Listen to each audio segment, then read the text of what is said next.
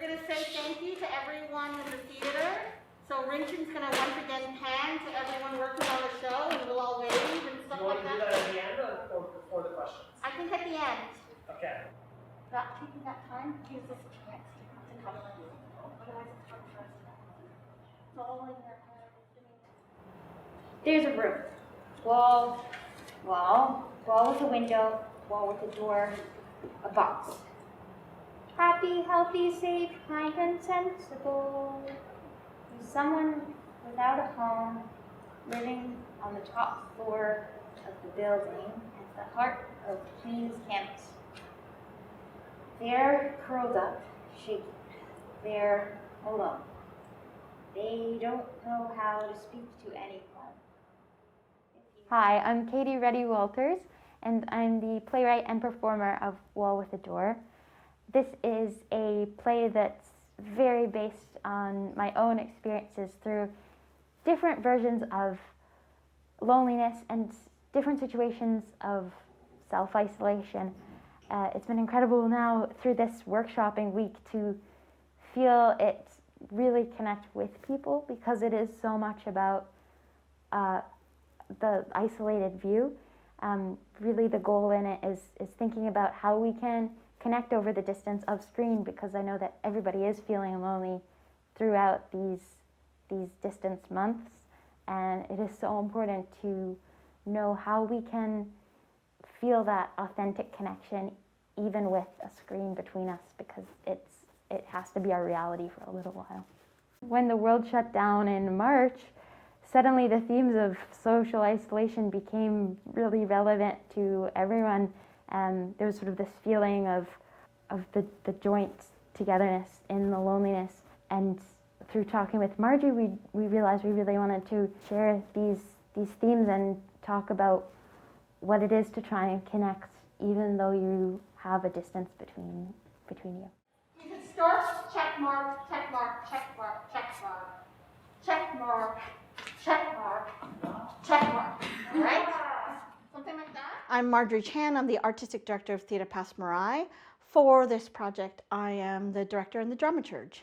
We're working with an artist who identifies as having a disability, and in this week, we're trying to bring in other elements that will help the creator really visualize as well as realize the project.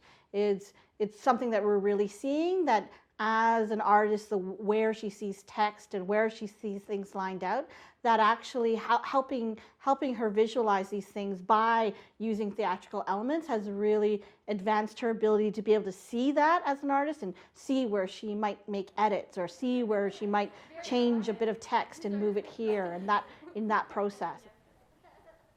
So for us at TPM, and especially through these explorations that we've been doing, we've been exploring a lot of how to make our theater more accessible for audience members. And so that's the bulk of the work that we've been doing.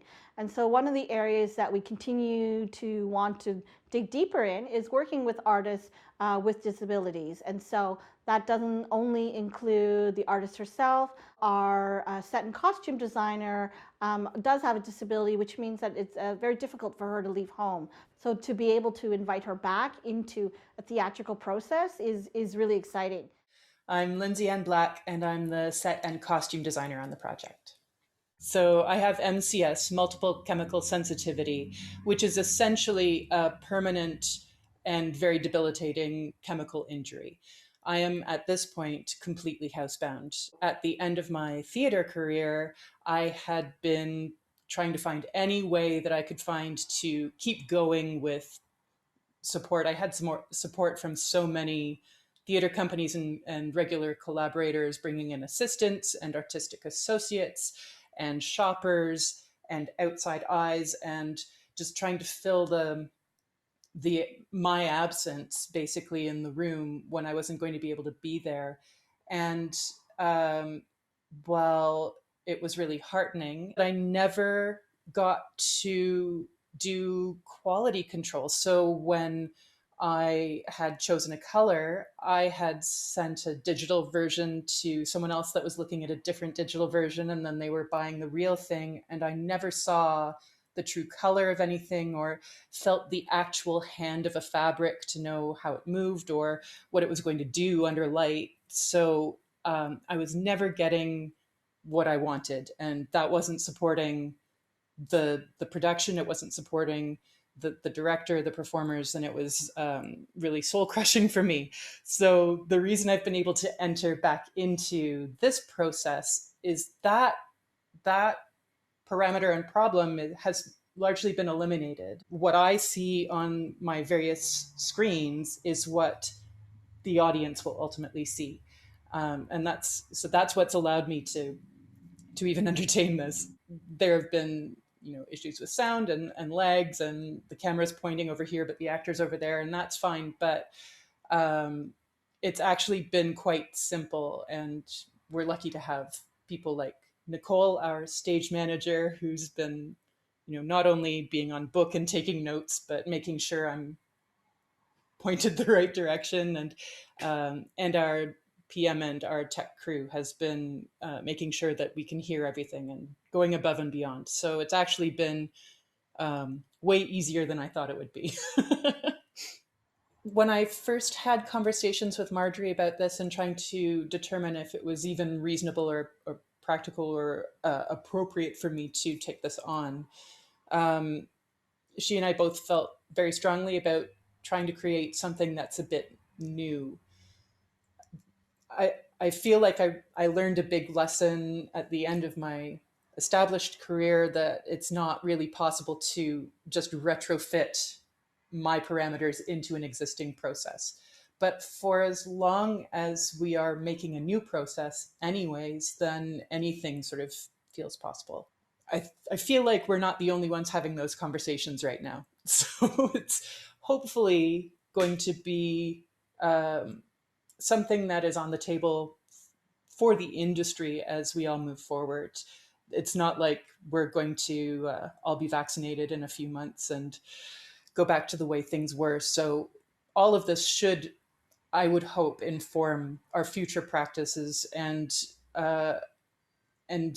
it's already become part of how we fill out grant applications. So hopefully that will linger. We'll have to be accountable to people who really, for whatever reason, can't be in the room, and still allow them to have their artistic practice.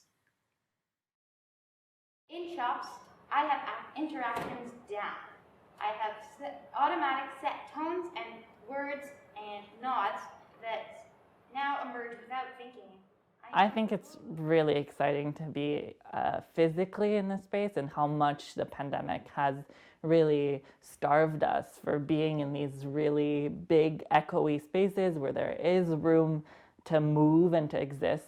I think it is also interesting to look at what it means to have rehearsals that are in person, but also blending in with rehearsals that are online, and the awareness that comes with that. Are we being loud enough for the people who are at home on the Zoom call? Are we obstructing their view? Can they see things clearly? How does reception affect how they process new information? I think especially with this piece in particular, because it deals with isolation and because the story delves into a character who essentially is only able to engage the world virtually, this kind of format of having to go to camera to work on a virtual platform makes sense. But what's also kind of challenging is the fact that because we're in theater, we're not necessarily equipped to be in a kind of virtual and a film kind of format. So there's been a lot of trying to understand how to shift our kind of aesthetics, but also understanding how to approach the storytelling and the visuals to honor what we do in theater, but also to kind of reimagine what is not possible because we're doing it through a lens. Lighting level. Katie, can you stand where you're going to bow? Just so that we can get that. I think that the language that we've been using in this process has been really interesting. I've been using mostly theater language, but I have also had very minimal experience in television and pulling here and there from that language. And I think really this process is showing where there is space to use language from both worlds, and also digital language and the language of streaming. That is really the medium that we're working in at this moment. And so, yeah, I think there's little parts here and there where I'm still looking for just quite the right word. But I've been lucky to have already worked in kind of digital media works before. So it is not completely foreign to me, but it has been a journey of discovering new words.